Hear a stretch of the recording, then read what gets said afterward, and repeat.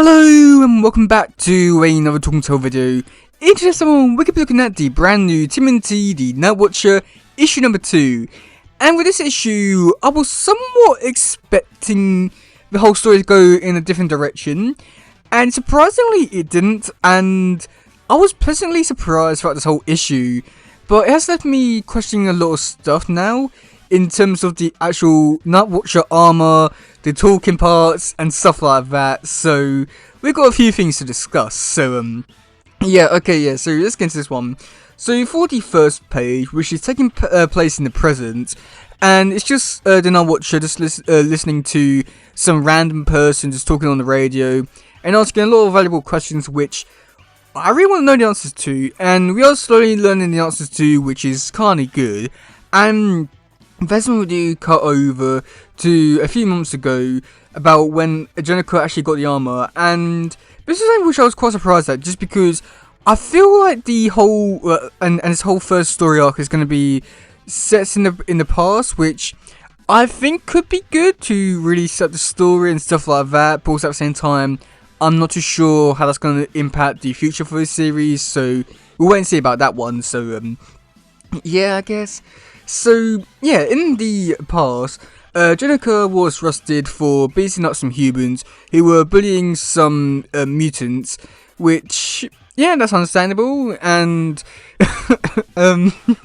so, yeah, Monty Moose has catched her, and basically, since the Turtles are scattered and gone their own ways, the mutant crime rate has gone up, so Jennifer wants to step in and do stuff, but at the same time, she can't really do anything because it's outside the law, which, yeah, that's understandable. It's quite surprising that the police haven't gone after the Turtles before, with all the assault that they've done on other people. So, yeah, there's that I want to say. But then after that, we do get to see Monty Moose. He gets a phone call, so downtown there's something that's going on, and it's causing all the police and all that, and FBI to go down there to try and stop it. So Monty Moose does go down there, but Jennifer escapes the police car and goes inside. And then this is where we do get the revelation about the Nightwatcher armor. And this was something which I was really shocked at, just because I was quite surprised by how close it is to the original origin story of the Nightwatcher, but at the same time it is quite different, which I was pleasantly surprised at. Just because with the original Nightwatcher story in the 2007 prequel comics, it was Raph who went after David. He was an old man who was the original Nightwatcher, but when he died, Raph took up the mantle of the Nightwatcher and then became the Nightwatcher ever since. So with this story, I was quite surprised at just how close it was with I'd say it wasn't 1-to-1. There was a few differences, such as David being now a mutant old rat, and the Nightwatcher armor being a robot, which was nice surprises, and it's stuff which I am quite curious to see whether do take this in the next few issues, because I do think it could be interesting with the impact that this could have on this series and this universe, but I'm not too sure it's actually going to be going too far with this, or if I'm just thinking too far ahead. But I do like where it could go, but I doubt it'll go in those directions. So yeah, okay, yeah, so with this bit here, we do get to see the old lady. She reveals that she got turned into a mutant, and ever since Turtles scattered, there's been a crime rate and all that kind of stuff. So she built this robot to go out and protect the mutants from all the humans and all that kind of stuff. Which, I mean, yeah, that's understandable. And I'd say that it's a pretty decent plan.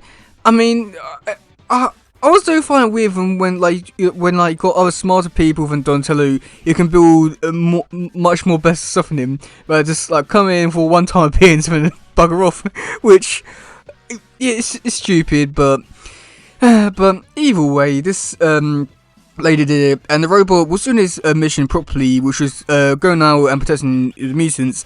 However, that was the only thing he was programmed to do. So in his mind, he went out and got the mutants and then kidnapped them basically. But in his mind, he's basically doing the right job. He's going around it all wrong, which is I do think it's kind of interesting. So yeah, but then we do get to see, I believe it's the FBI. They come in, they start shooting up the place. The old lady dies. Jennifer somehow dismantles the robot, takes some of the armor, But yet she still leaves behind some of the more important parts of the robot, like the skeleton and all that.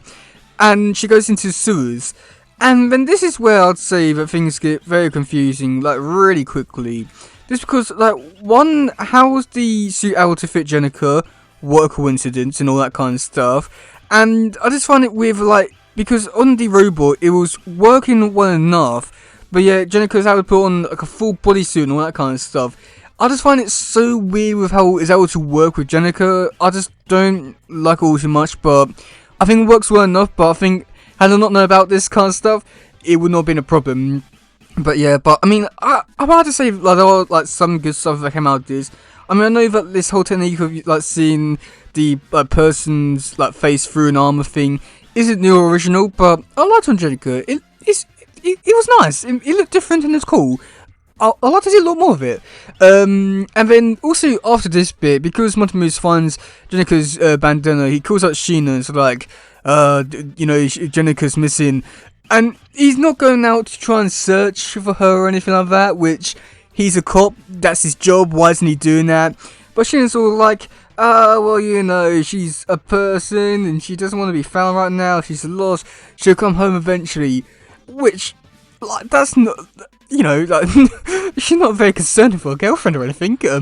I feel like she could have handled this whole situation a little bit better. I mean, for all she know that the robot could have killed Jenica or something along those kind of lines, but she doesn't bother with that. So yeah, great girlfriend.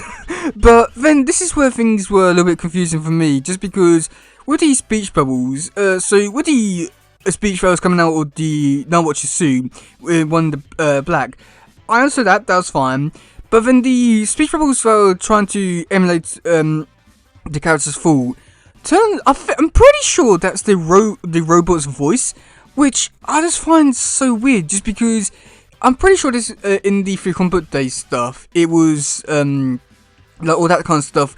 The text files coming from nightwatcher was in red, so I'm pretty sure it's like same sort of speech bubbles. But yet here it seems as though that it's the robots that's speaking.